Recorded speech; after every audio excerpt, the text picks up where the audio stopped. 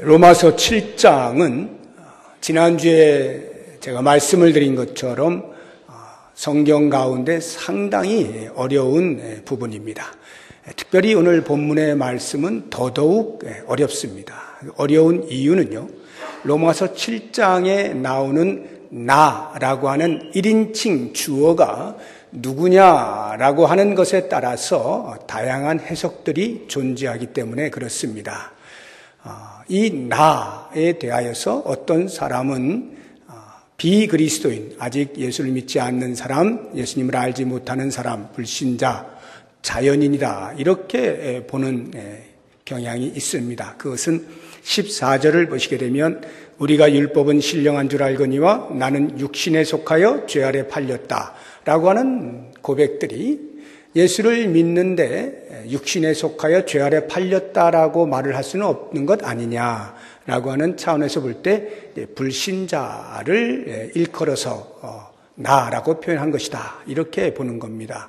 그런가 하면 어떤 사람은 불신자는 아니고 신자는 신자인데 어린 신자다, 육신에 속하였다라고 하는 표현이 고린도전서에 보면은 사도 바울이 어린 그리스도인을 가리켜서 그렇게 표현해 놓았거든요.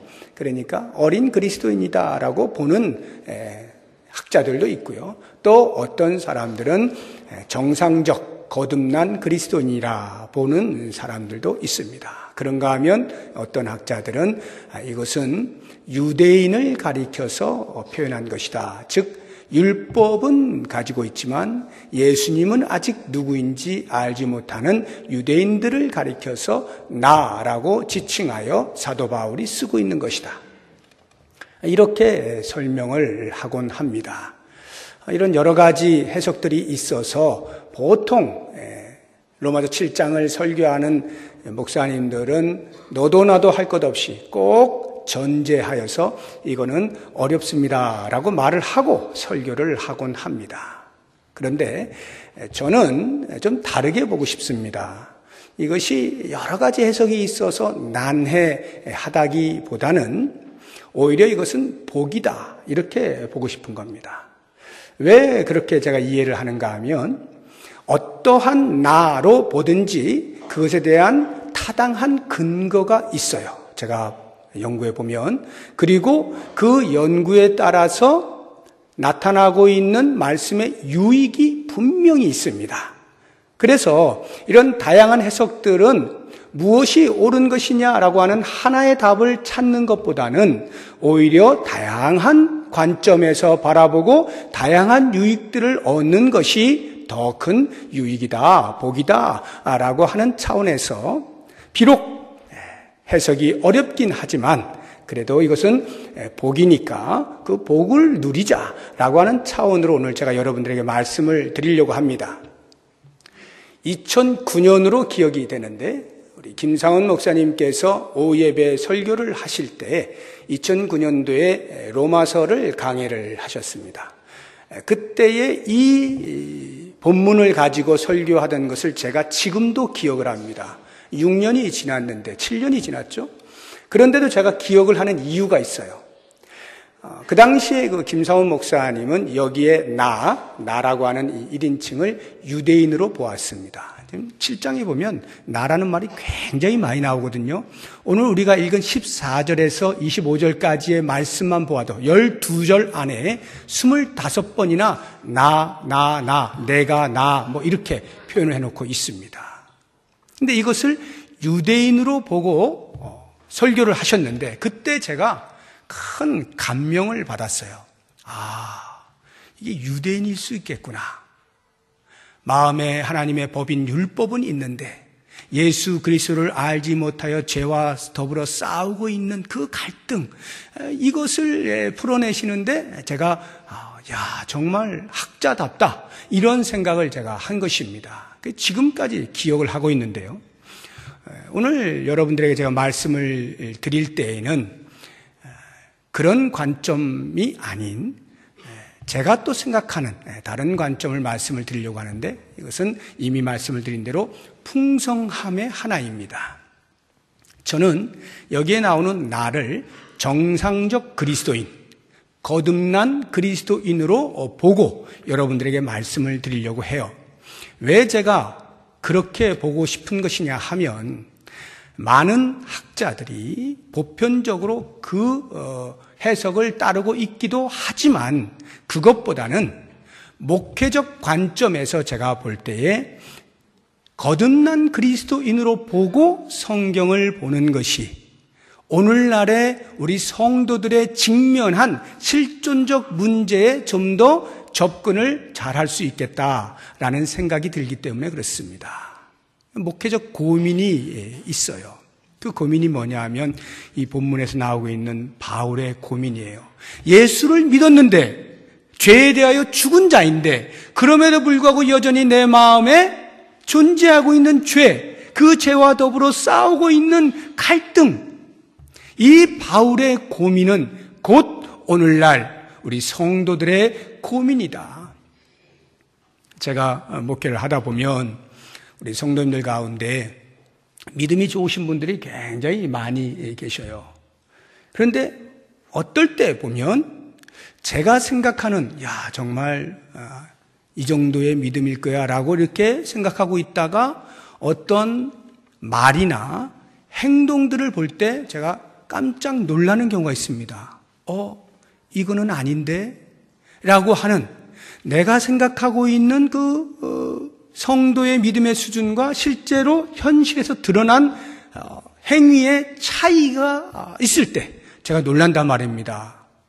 이런 것이 어쩌다 한 번이 아니라 제법 자주 보게 되는 거예요. 그런데 그것은 비단 성도들의 문제뿐만이 아니라 저 자신을 볼 때 더더군다나 그런 거예요. 분명히 성령으로 충만하고 예수를 구주로 고백하고 나의 인생의 주인이라고 고백을 하고 있음에도 불구하고 나도 모르는 사이에 죄 가운데 빠져있는 자신을 보곤 하는 것입니다. 이러한 실존적 문제를 가지고 있는 저로서는 이 본문의 말씀을 볼 때 바울이 그것을 고민하고 있구나라고 보는 것이 이 말씀을 통하여 큰 깨달음과 교훈을 얻을 수 있겠기에 저는 여기에 나오는 이 나를 거듭난 그리스도인, 정상적 그리스도인, 이 자리에 앉아 계신 여러분과 저 이런 사람들을 대표하여 나라고 표현하는 것이다 라고 보고 이제부터 말씀을 드리려고 합니다. 그래서 오늘 말씀의 제목이 신자의 갈등입니다. 여러분, 이 갈등이라는 말 들으신 분들도 계시겠습니다만 그 한문을 풀어보면 칡갈자의 등나무 등자입니다. 칡뿌리 캔다라고 할 때 칡 있잖아요. 그 칡갈자의 등나무 등인데요. 이 두 개 다 덩굴 식물과에 속하는 거죠. 어떤 물체만 만나면 얘네들은 그냥 줄기를 그 물체에 타고 이렇게 올라가는 습성이 있죠. 그런데 칡은요, 왼쪽으로부터 감아 올라갑니다. 그런데 등나무는 오른쪽으로부터 감아 올라가요. 그래서 칡과 등나무가 함께 만나면요, 왼쪽으로부터 감아 올라가고 오른쪽으로 감아 올라가니까 이게 얽히고 설켜서 영원히 해결되지가 않아요. 그래서 인간 관계에 있어서 자기 자신을 양보하지 아니하고 끝까지 주장함으로 이해관계가 얽혀 있는 상태를 가리켜서 갈등이라고 말을 하는 거죠. 제가 신자의 갈등이라고 표현을 할 때의 그 갈등은요, 신자의 마음속에 성령을 따라 살고자 하는 욕심과 육체를 따라 살고자 하는 욕심이 함께 있어서 부닥친다 이 말이에요. 그런데 이 두 가지는 결코 타협을 볼 수 없어요. 그렇기 때문에 갈등이라 제가 표현을 하고 있는 것입니다. 자, 그러면 이 갈등에 있어서 특성을 한 두 가지를 먼저 생각해 보고 오늘 본문에서 우리가 얻을 교훈들을 몇 가지 같이 나누어 보고자 합니다. 이 갈등의 특징, 이 본문에 나와 있는 갈등입니다. 첫 번째는 갈등의 상존성입니다. 상존, 계속해서 존재한다라고 하는 말인데, 신자의 마음에 갈등이 항상 존재하고 있다라고 하는 거예요. 언제까지요? 예수님이 다시 오시는 그날, 재림하시는 그날까지 계속 존재합니다. 왜 그럴까요? 하나님 나라의 실존적 특성 때문에 그래요. 하나님의 나라를 우리가 어떻게 이해합니까? 예수님의 초림과 다시 오실 재림, 이 두 가지를 놓고 볼 때 예수님이 초림, 처음 이 땅에 오셨을 때 하나님 나라가 이 사탄의 세계에 진격해 들어온 겁니다. 그래서 하나님의 나라가 이미 임했어요. 이것을 영어로 already라고 표현합니다. 이미라고 하는 거예요. 그런데 이 이미 임한 하나님의 나라는 아직 완벽하지가 않아요. 불완전해요. 이 완벽한 하나님의 나라는 예수님이 다시 오시는 재림의 때에 완성이 되는 것입니다. 그래서 already 이미 임했지만 but not yet 아직은 아닌, 아직은 완성이 아닌 이것이 하나님 나라의 실존적 특성이에요. 예수님의 처음 오신 때로부터 다시 오시게 될 그때까지의 삶에 있어서의 하나님 나라의 특성이 이미 임한 그러나 아직은 아닌이라고 하는 이 특성을 가지고 있어서 이 사이에 긴장이 발생하게 되는 것입니다. 어떤 긴장이에요? 두 나라의 불편한 공존. 이 땅을 사탄이 지배하고 있었잖아요. 그 세상 나라, 사탄이 지배하는 나라에 하나님 나라가 진격해 들어왔어요. 하나님 나라가 공존하게 된 겁니다. 이게 불편한 거예요. 불편한 거예요. 그래서 이 사이에 긴장이 발생하게 되는 것이죠. 두 사람 사이에 불편한 동거. 옛사람으로 우리가 살아오지 않았습니까? 그런데 예수님이 오시게 되면서 그리스도 안에서 우리가 새 사람이 되었어요. 이 옛사람과 새 사람 사이에 불편한 동거, 이것을 인하여 긴장이 발생하죠. 바로 이 긴장에서 나타나는 현상이 갈등이다라고 하는 것입니다. 그래서 예수를 믿는 자에게 있어서 옳은 것에 대한 옳은 것을 하고 싶은 간절한 소원이 있는가 하면 반면에 그릇 행하고자 하는 유혹도 있어요. 이 사이를 살고 있는 이 긴장 속에서의 갈등. 그래서 사도 바울이 본문에서 자기가 겪고 있는 그 갈등들을 이런 식으로 표현을 하고 있는 겁니다. 대표적으로 한 두 군데만 보면 19절을 보십시오. 19절에 보니까 내가 원하는 바 선은 행하지 아니하고 도리어 원하지 아니하는 바 악을 행하는도다. 마음대로 안 되더라 이 말이죠. 내 마음은 예수를 믿고 예수님처럼 예수님이 기뻐하실 그러한 선한 행위를 하고 싶은데 실제 내가 행하는 것을 보면 악을 서슴지 않고 행하고 있더라 이 말이에요. 내 마음대로 조절이 잘 안 되는 이런 갈등을 겪는 겁니다. 23절 한번 보십시오. 내 지체 속에서 한 다른 법이 내 마음의 법과 싸워. 여기 한 다른 법은 육체의 소욕을 말하는 것입니다. 죄의 법을 말하는 거예요.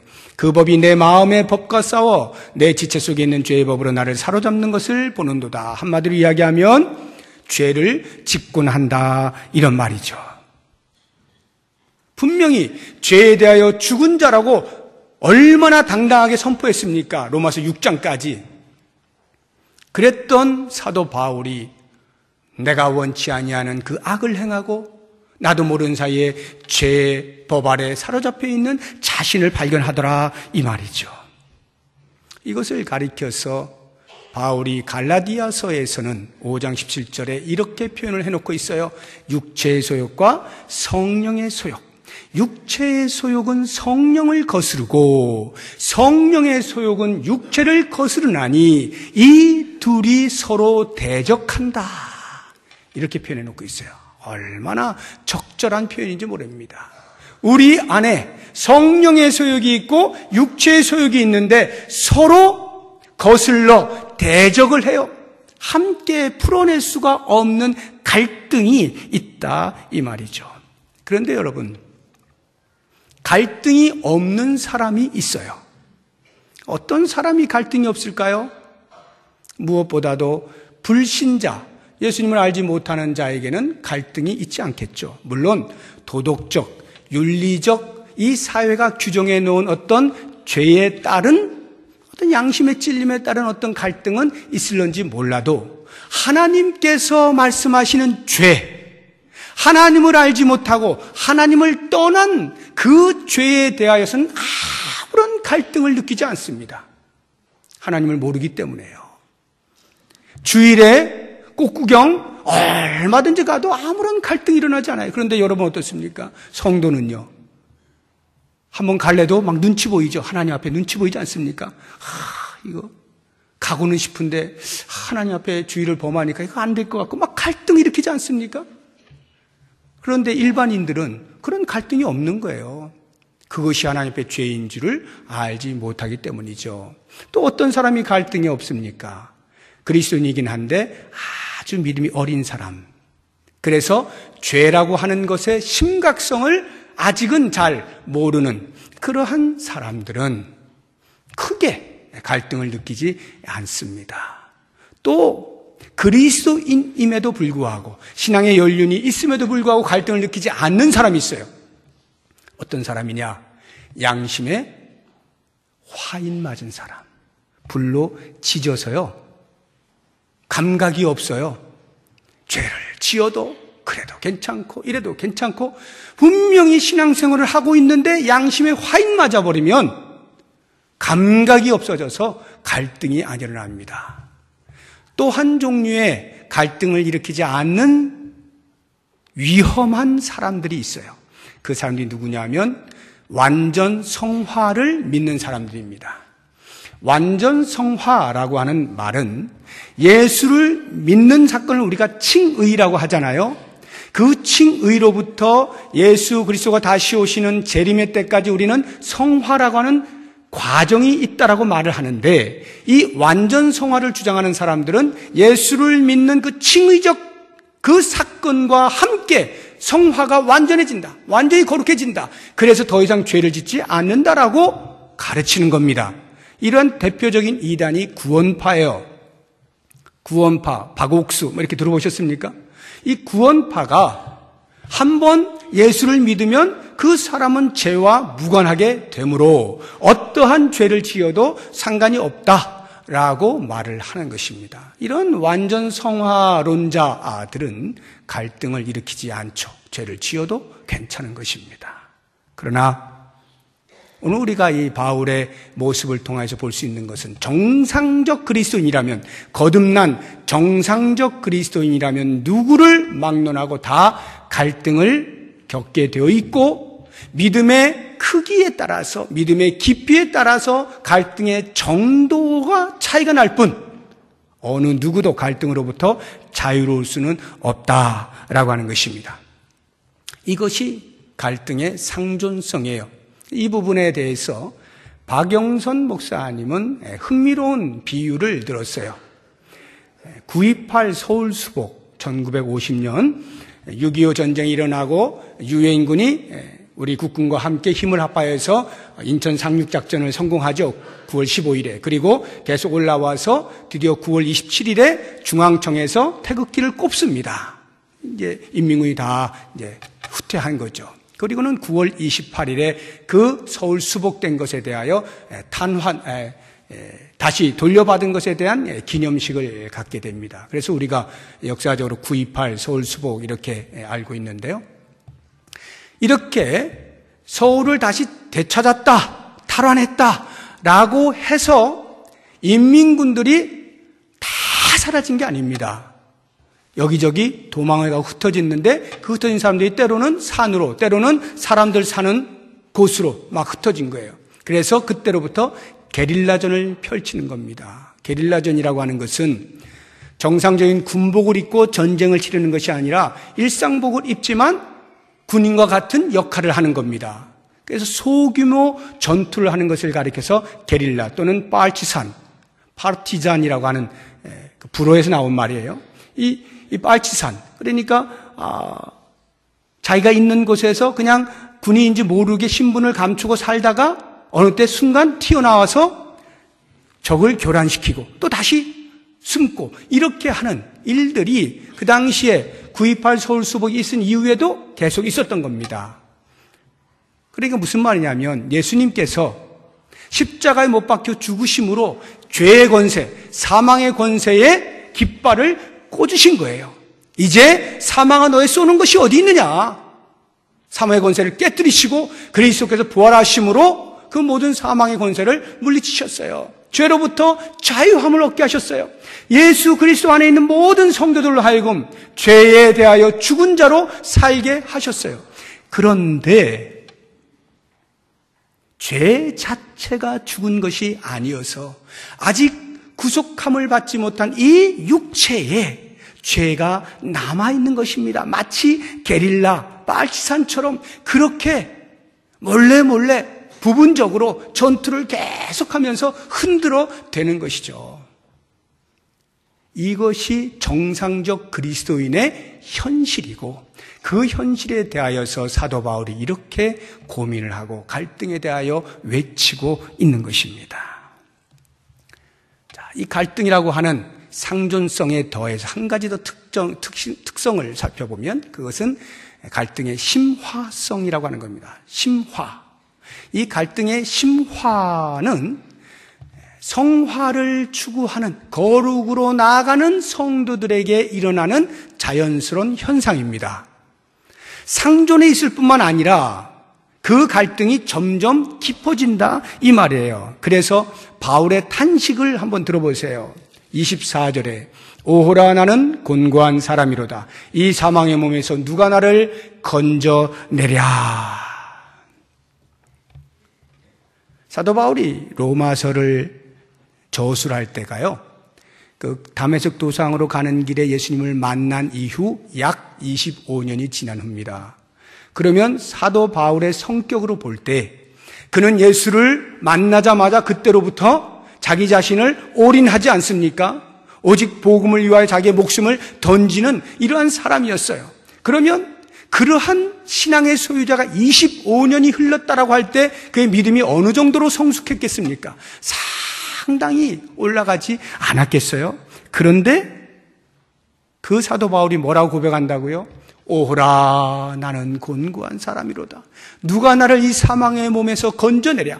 이 24절 한 절만 따로 떼어서 우리가 이해를 한다면 마치 사도 바울은 열심히 복음을 증거하다가 어떤 큰 죄를 지어서 더 이상 다시 하나님 앞에 회복될 수 없을 만큼의 구렁텅이에 빠진 것 아닌가, 이런 생각이 들 정도로 좌절과 절망이 섞여 있는 외침이고요.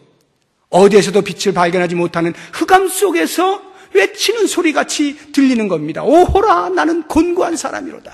누가 나를 이 사망의 몸에서 건져내랴. 난 이제 죽은 자다. 그런데 여러분, 이런 표현들을 우리가 볼 때 중요한 것은 이것을 사실적으로 받아들이면 안 되는 거예요. 사실적 묘사로 보면 안 되고 바울의 감정적 표현이라고 하는 것을 이해를 할 수 있어야 되는 거예요.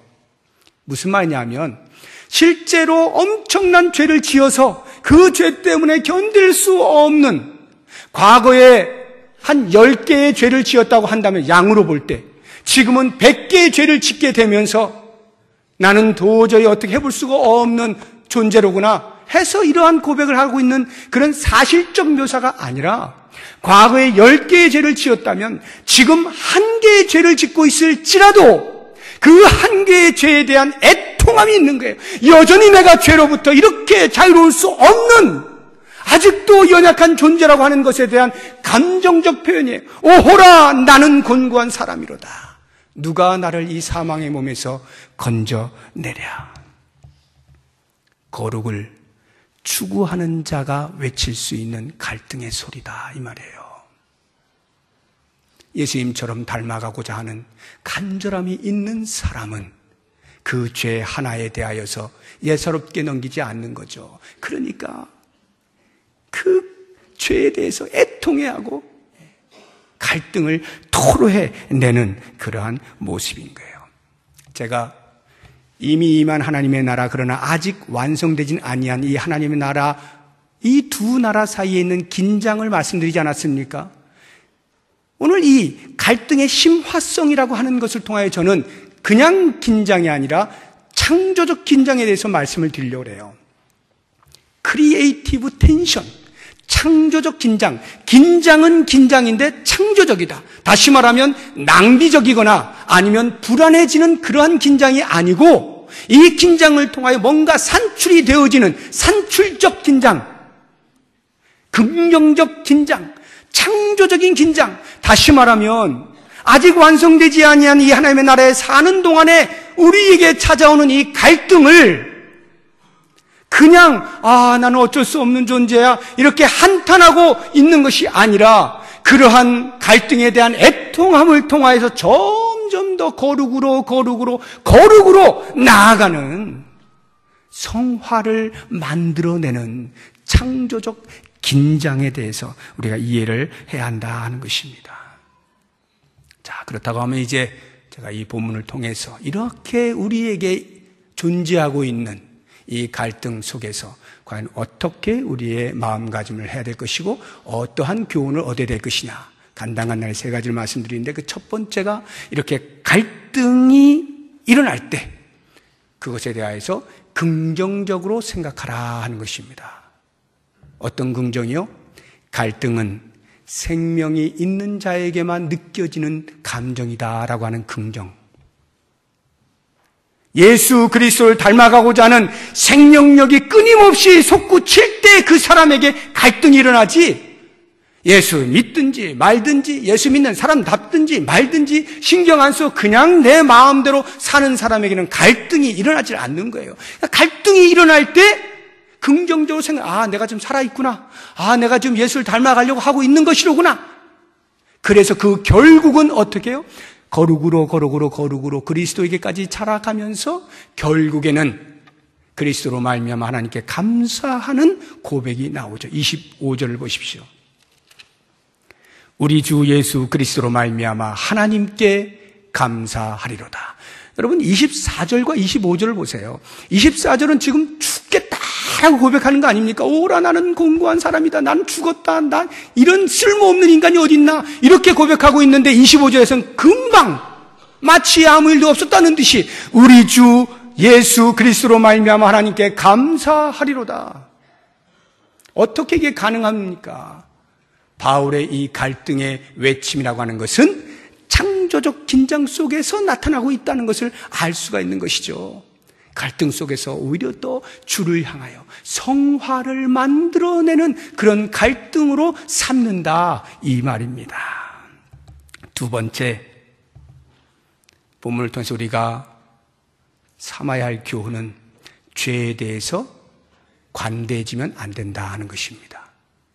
갈등이 늘 있는 것이로구나. 죄에 대해서 늘 고민하는 것이로구나. 그러니까 그냥 놔두자? 아닙니다. 그럴지라도 죄에 대해서는 절대 관대하면 안 돼요. 우리가 죄를 보고 내 속에서 꿈틀거리는 그 죄를 보고 용서해줄게 관용을 베풀고 싶은 유혹이 있어요. 오늘 본문의 말씀을 보니까 어떤 유혹이 있느냐 하면 사도 바울이 얼마나 위대한 믿음의 사람입니까? 그런데 그 믿음의 사람조차도 죄 때문에 이렇게 고민하는 것을 보니 나 같은 사람이 죄로 인해서 고민하는 것은 아무것도 아니로구나 하고 그 죄에 대해서 관대해지려고 하는 것입니다. 바울도 이렇게 고민하는데 내가 나 같은 사람이야. 이렇게 죄를 놔두면 안 된다 이겁니다. 또 어떤 유혹이 있느냐 하면 그냥 갈등하는 게 싫어서 갈등하는 게 싫어요. 내 마음속에서 죄로 인해서 막 갈등이 일어나려고 할 때 그 갈등하는 게 싫어서 그냥 죄에 대해서 관대해지려고 하는 것이에요. 왜 갈등하는 게 싫어요? 피곤해지잖아요. 예수 믿는 사람답게 살려고 하니까 피곤한 거예요. 그냥 적당히 손잡고 타협하고 이렇게 살아가면 별일 없는데 일일이 다가오는 죄에 대해서 딴지를 걸고 넌 안 돼 하면서 이렇게 하려고 하니까 피곤한 거예요. 그러니까 그렇게 살지 마자. 어차피 죄라고 하는 것이 내 안에 있는 것이라고 한다면, 그것으로 인해서 어차피 갈등이 일어나는 것이라고 한다면 그냥 놔두지 이런 유혹이 있어요. 그런데요, 절대로 그렇게 하시면 안 됩니다. 죄에 대해서는 참으로 엄격해야 돼요. 하나의 죄에 대해서 엄격해야 됩니다. 제가 새벽마다 나올 때에 하는 일이 있어요. 이제 화장실에 가서 이제 세수를 하고 이렇게 하지 않습니까? 그러면 꼭 거기에 기어다니는 놈이 있어요. 불청객, 바퀴벌레가. 전 매일 그걸 잡고 나오거든요. 이 바퀴벌레에 대하여서 제가 뭐 얼마나 정확하게 학문적으로 알고 있지는 않습니다만 제가 들은 풍월에 바퀴벌레 큰 놈 하나 있으면 이미 그 집에는 상당히 많은 바퀴벌레가 있는 것이다 라고 사람들이 종종 얘기하더라고요. 그렇습니까?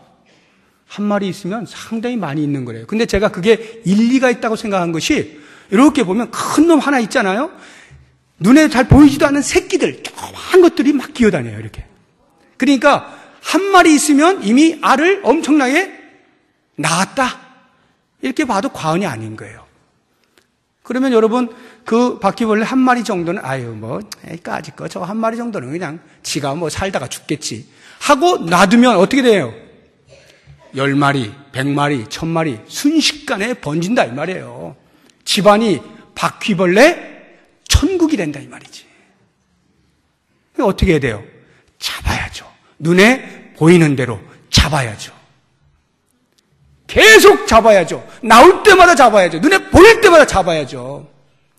죄가요, 우리의 마음에서 서식을 할 때, 이 정도 죄는 뭐, 하고 관용을 베풀잖아요. 그러면 그다음부터 이 죄, 저 죄, 막 들어오는 겁니다. 그리고는 그냥 기생하는 거예요.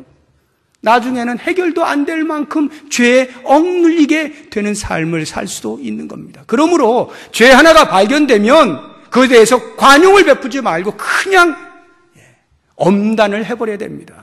제거를 해야 된다라고 하는 거예요.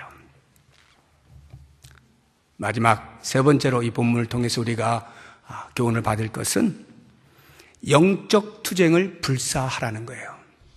영적 투쟁을 불사하라. 갈등이 오잖아요. 그럼 죄와 더불어서 지금 계속 싸우는 거 아닙니까? 이 싸움에 대해서 어차피 있는 것이니 그냥 놔두자 이러지 말고 계속 싸우라는 거예요. 영적 투쟁을 불사하라는 거예요. 근데 영적 투쟁을 할 때 우리가 이 죄의 세력과 성령으로 말미암아 거룩하게 되어진 이 세 사람과 전쟁이 일어나는 영적인 전쟁, 이 속에서 투쟁을 할 때 전략이 필요합니다. 무작정 싸우면 안 돼요. 전략이 필요한데 제가 몇 가지 전략을 알려드릴게요. 첫 번째, 지피지기면 백전무태다. 지피지기. 적을 알고 나를 알면 100번 싸워도 질 수 없는 것이다. 죄가 얼마나 권능이 있는지를 인정해야 돼요. 알아야 되는 겁니다. 죄는 무서운 거예요. 나는 어떻습니까? 한없이 연약하다는 것을 알아야 돼요. 자기를 알아야 돼요. 이것을 모르는 사람들이 내가 지금 신앙생활이 50년이야 하고 죄를 얕보다가 그냥 넘어지 훅 가버리는 거예요. 자신의 연약함을 인정하고 죄 앞에 겸손해야 됩니다. 지피지기해야 돼요. 너는 나보다 힘이 세다. 지피지기해야 돼요. 그랬을 때 그 죄가 어떤 경로로 나의 연약한 부분을 뚫고 들어오는지를 살필 수가 있게 되고 그것에 대해 긴장하면서 사전에 들어와 서식하기 전에 차단을 시킬 수가 있는 것입니다. 지피지기. 여러분, 영적으로 교만하면 안 됩니다. 내가 이 정도면 안 해요. 한순간에 우리는 넘어질 수 있는 존재라고 하는 것에 대한 인정을 해야 돼요. 그리고 그 죄 앞에서 어찌하든지 자신을 지키고자 하는 이런 삶이 있어야 되는 것이고요. 두 번째 전략은 뭐냐면 36개입니다. 36개 아시죠? 36개는 중국의 병법서 중에 하나인데 거기에 36가지의 전략이 담겨져 있어요. 그 가운데 제일 마지막인 36번째 전략이 뭐냐면 주위상이라고 하는 것입니다. 주위상. 도망가라는 거예요. 자기보다 힘이 센 상대를 만났을 때는 까불지 말고 도망가라. 이게 주위상책.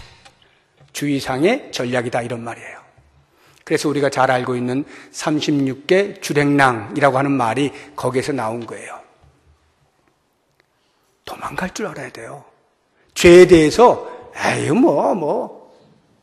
이러면 안 되고요. 그냥 도망가 버려야 돼요. 사도 바울이 악은 어떤 모양이라도 버리라 그랬어요. 그러니까 악의 자리, 죄악의 자리에서 그냥 버젓이 앉아가지고 나는 끄덕없어, 성령께서 역사하시니까 이러지 말라는 거예요. 그냥 죄의 자리라고 생각이 되면 도망가라는 거예요. 여러분이 술 때문에 고민이 됩니까? 술자리에 앉아가지고 견딜 수가 없어가지고 한 사람이 주고 두 사람이 주고 이거 한 잔 거부할 수가 없어서 한 잔 두 잔 하다가 술에 취합니까? 그게 실수합니까? 아예 그 자리를 도망쳐야 되는 거예요. 거기 앉아있어서 나는 돼. 끄떡없어. 이러다가 그냥 넘어지는 거거든요. 죄의 자리라 생각되어지는 곳이라면 여러분 일부러 버틸 필요 없어요. 악은 그 모양이라도 버리는 것이 상책이다. 세 번째 어떤 전략이냐면 내부자를 제거하는 겁니다. 내부자. 여러분 내부자들이라고 하는 영화 보셨나요? 어떤 조직 속에 밖에서부터 공격을 해서 그 조직이 와해되는 경우도 없지 않지만 상당 부분은 그 조직 안에 배신자가 있어서 조직의 모든 비밀들을 밝히 드러냄으로써 그 조직이 와해되는 것, 이것을 내부자라 그러거든요. 내부자를 제거해야 돼요. 우리 안에 내부자. 다시 말하면 사탄이 밖에서부터 위협을 해서 사자가 을렁거리듯이 위협을 해서 우리를 넘어뜨리는 경우도 있지만 우리의 마음에서부터 죄의 싹을 틔워서 눈치채지 못하게 하나씩 하나씩 이렇게 해가지고 우리를 무너뜨리는 경우가 많이 있어요. 내부자, 우리의 마음을 지켜내야 된다 이 말이에요. 그래서 잠언 4장 23절에 보면 무릇 그 어떤 것보다 너 마음을 지켜라. 생명의 근원이 이에서 나는 것이다 라고 말하고 있지 않습니까? 마음을 지키는 거예요. 마음에서 하나 용납하고 두 개 용납하다가 그냥 밖에서는 아무런 일도 없는데 스스로 와르르 무너져 있는 이러한 모습들을 종종 보게 되는 것입니다. 그리고 이제 마지막으로 어떤 전략이냐면 보다 적극적으로 공격하는 것입니다. 고린도전서 15장 58절에 보면 사도 바울이 그 고린도 교회, 말 많은 고린도 교회, 그 문제 많은 고린도 교회를 향해서 이렇게 이야기합니다. 견고하며 흔들리지 말며 오직 주의 일에 항상 힘쓰는 자들이 되라. 항상 주의 일에 힘쓰는 자들이 되라. 주의 일에 힘을 쓰면 견눈질할 시간이 없는 거예요. 죄악에 빠질 시간이 없는 거예요. 오직 주의 일에 충성하다가 앞을 향해서 계속 달려나가는 것입니다. 주의 일에 힘쓰는 거예요. 아주 좋은 전략입니다. 우리가 한가할 때 죄를 범한다는 거 다윗을 통해서 잘 알지 않습니까? 하나님의 말씀에 충실하고 그 말씀을 이루어내기 위해서 열심을 다하는 사람은 그러한 유혹에 많이 노출되지가 않아요. 그런데 한가하면 이 생각 저 생각 하다 보면 자기도 모르는 사이에 그 생각을 타고 죄가 들어오게 되는 것이죠. 그러니까 견고하며 흔들리지 않고 오직 주의 일에 항상 힘쓰는 이러한 삶을 통해서 우리가 이러한 갈등들로부터 이겨낼 수가 있는 것입니다. 이제 오늘 말씀을 정리합니다. 혹시 내가 지금 예수를 믿고 있는데 나는 죄에 대해서 아무런 갈등이 없다 하시는 분들은 어떤 상태인지를 자신 한번 점검해 보시고, 만약에 내가 어떤 죄와 만나게 되었을 때 참 갈등이 일어난다 라고 경험이 되어지시는 분들은 오늘 이 사도 바울을 통하여서 잘 기억하시기 바랍니다. 그 갈등을 통해서 그래서 하나님께서 나를 버리시겠구나라고 하는 염려를 발생시키지 마시고 구원에 대하여는 흔들리지 마시고 오히려 거룩으로 나아가는 생명력 있는 삶에서 주어지는 감정이로구나 하는 것을 생각하시면서 그 갈등을 선하게 활용하시고 내 안에서 서식하려고 하는 그 어떤 조그마한 죄도 과감하게 엄단을 내리시고 그리고 죄라고 여겨지거든 그 자리를 그냥 곧바로 뒤도 돌아보지 말고 도망 나오시고 무엇보다도 주의 거룩한 일에 힘을 쓰면서 하나님의 영광을 위해서 앞을 향하여 정진해 나아갈 때 이러한 갈등들을 통해서 오히려 더 주님의 그 거룩한 자리까지 나아가게 되는 그래서 하나님께 영광을 돌리시고 감사의 외침을 올릴 수 있는 우리 모두가 될 수 있기를 주의 이름으로 축복합니다. 기도하겠습니다. 하나님,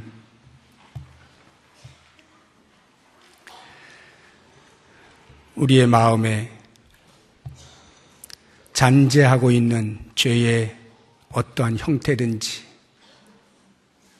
그냥 놔두지 않게 하시고, 비록 있어서 갈등은 있으나 그 갈등을 통하여 더 거룩으로 나아갈 수 있는 지혜와 용기와 깨달음과 믿음을 주시기 원합니다.